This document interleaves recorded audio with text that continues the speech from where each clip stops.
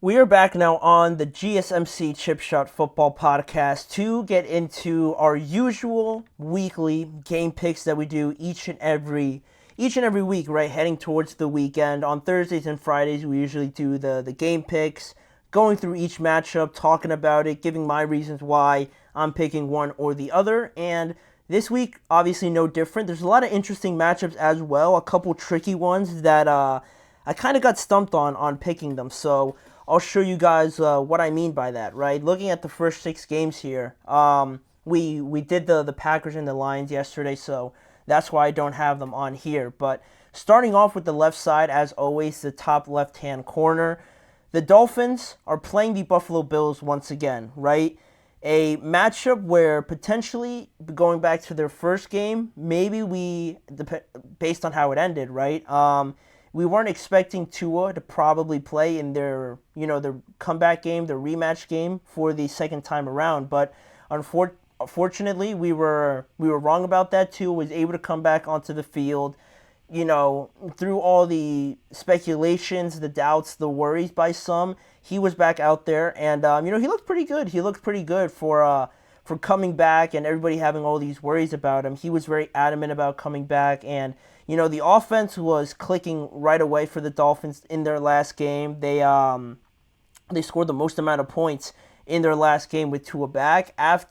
While he was away, they were ranked dead last in points per game at around 14 points per game. So you see that impact right away. And in their last matchup, obviously we remember Tua suffering that concussion, and it just feels like it's going to be some weird vibes around this game. I don't know why. I just feel like you can't help but not think about it. And I'm not even playing, right? Could you imagine the players going out there? I'm sure they're not thinking about protecting Tua or anything like that. But there's always that weird sensation I would have to imagine. So with that, looking at their last games, I mentioned Tua coming back. The offense looked pretty well, but they still lost against Arizona in pretty crippling way. Just last second field goal, obviously, with their defense not being able to hold up. Whereas the Buffalo Bills, they went across the country and destroyed the Seahawks on their home field, 31-10.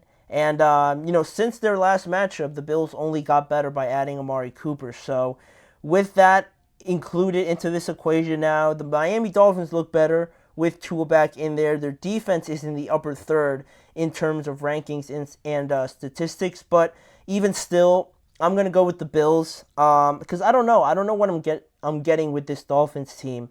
The Bills, it just feels like they have their number. You always get those matchups, right, where it just feels like whatever you may do.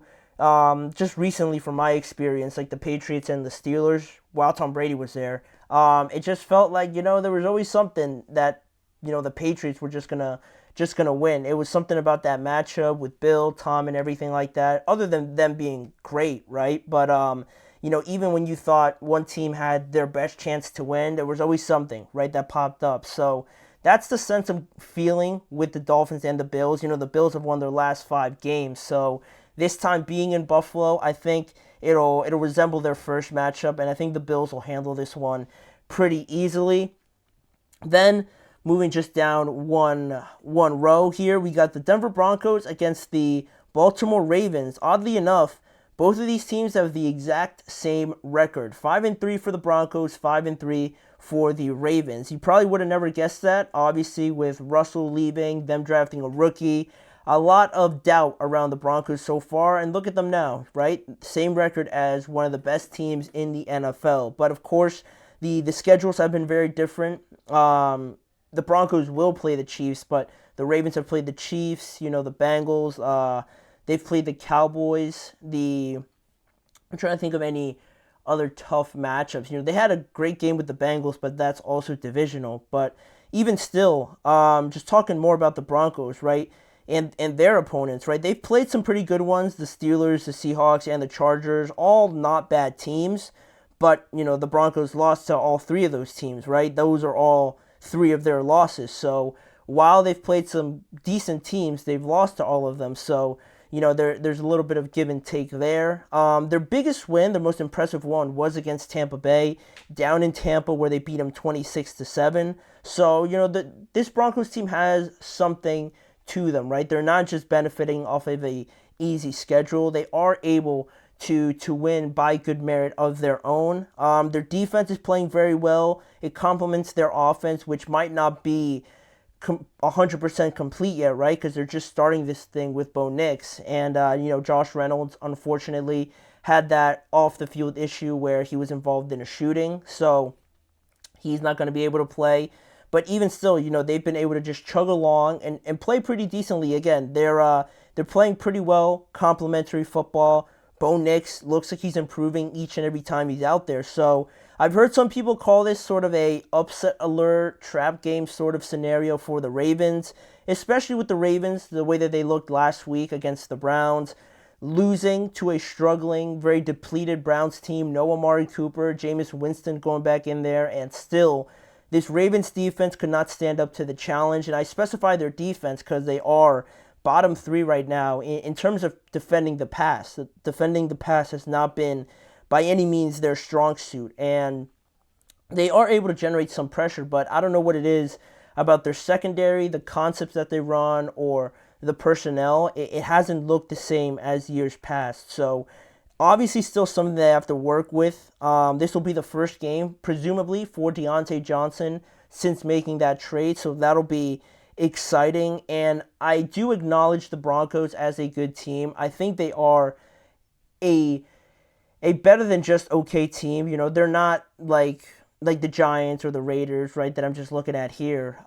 They're in that level with like the Chargers or who am I, like the Steelers. I would class them as the same, I would say. So they're in that group, but even still, if this game was in Denver, I might be lenient to making a surprise pick here, but I'm going to go with the Ravens.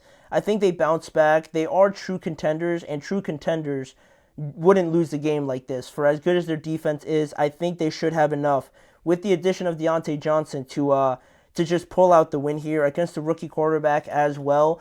I like the Ravens in this one. Then going from one AFC North team, one AFC North against AFC West matchup, we go to another one just below that in the Chargers traveling to Cleveland to take on the Browns. The Jameis Winston show now, right? This is Jameis Winston's show, his ship that he is sailing now with Deshaun Watson on the shelf with a ruptured Achilles. Amari Cooper's now gone. Every sort of success that they will have is going to run through Jameis and Nick Chubb also, right? He's still there. And the Browns had an awesome win last week, obviously like we just talked about against the Ravens. To shock everyone, the offense to look as crisp and as explosive as it did. It's great for Jameis Winston, right, because he was playing, but also we can't forget about Ken Dorsey. He was given the play calling duties over from Kevin Stefanski, and him, just like Jameis Winston, I think both aced their test just right away, especially going up against the Ravens. It doesn't get harder than that to at least compete with and go point for point for. So great for both of them to get that done. And they're playing with house money. They have nothing to lose really because everyone's already written them off. So they're always a tricky team now for anybody because they literally are playing with no fear. Like they have nothing to lose. If they somehow go on a run here, that's great because the expectations are already off them. So they're always a tricky team, especially for a Chargers team right now that's sitting in a playoff spot. They're 4-3. They're coming off of a blowout win over the Saints. Lad McConkey having his breakout game as a rookie. Will that continue on into this game? These two are probably the toughest ones I had to pick because it involves some teams that I don't really know yet what I'm going to get. Sometimes the offense isn't there. Both like the Chargers, the Browns, the Broncos all have good defenses, but their offenses are a little just like hit or miss. So in this matchup, even with the Browns and the Chargers, both have solid defenses. Their offenses also stack up pretty similarly, but it's in Cleveland too. You know what? I might. Oh my God! I almost want to go Joe Buck. Chargers got it. I picked the Chargers, but the more I look at this matchup, I think like the Browns could sneak one away again. It's in Cleveland. Otani, Dodgers champions, yeah. The Giants blew it. I'm glad I don't really follow baseball because I would be a Yankees fan, and that would have been rough to watch. So I'm going to go with the Chargers. I'm going with you, Joe Buck. I'm going to stick with my pick, but this could go either way. So that's one. Looking at this other side of the columns, the Saints and the Cardinals, Derek Carr is expected to return after 3 weeks of missing, action. You right. Yeah, I mean, like, it's tough just because, like, the Browns are playing with nothing, right? There's nothing, no pressure or anything like that, but I'm gonna go with your pick. I'm gonna go with the Chargers. But the Saints and the Carolina Panthers. It's two disappointing teams, same division. The Saints could have been a lot better, but with the injury to Derek Carr, it really destroyed their season. They're on a 6-game losing streak right now, and Bryce Young is expected to play for the Panthers also after Andy Dalton is cleared, which I don't really understand at all. They're just gonna throw Bryce Young back in there and then probably bench him again once Andy Dalton is fully healthy, which is almost backwards for me because Bryce is the presumed future, but they're just going to risk him anyway.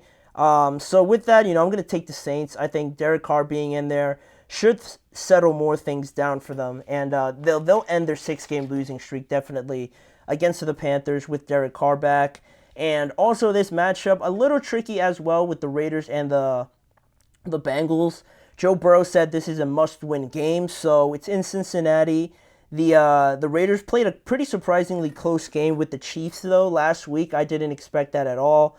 And Cincinnati kind of went ghost in the second half of the game against Philadelphia, but the Eagles are not the Raiders, or I should say the Raiders aren't the Eagles. Just two completely different rosters and whatnot. The Bengals need this game more. I said last week, if the Raiders were to lose last week, their season would be over. So a little bit like the Browns makes them dangerous because they're not playing for anything. But I think the Bengals will get their stuff together and win this game. They need to win a lot of games going forward, so they can't lose this game and think they're going to make the playoffs. So give me Joe Burrow, give me Jamar Chase. They have enough to win this game. And lastly here, the Commanders and the Giants. Two teams going in completely different directions. The first time, was memorable because Washington got their first win of the season.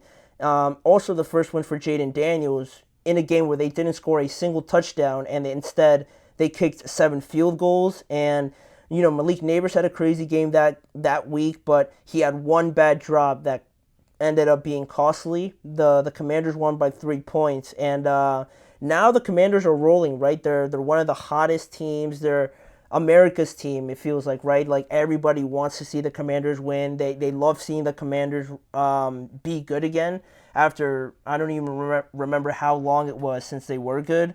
So everyone's really just fallen in love with Jaden, with Washington. And also, for those that don't know, the Giants are pretty bad at home. And overall, the Giants have just been on a 3-game losing streak, and Daniel Jones in particular plays a lot worse at home. So with all that in mind, I'm going to take Washington again. They're just rolling right now, and they're a better team, quite frankly, than the Giants. Though I was impressed by Tyrone Tracy.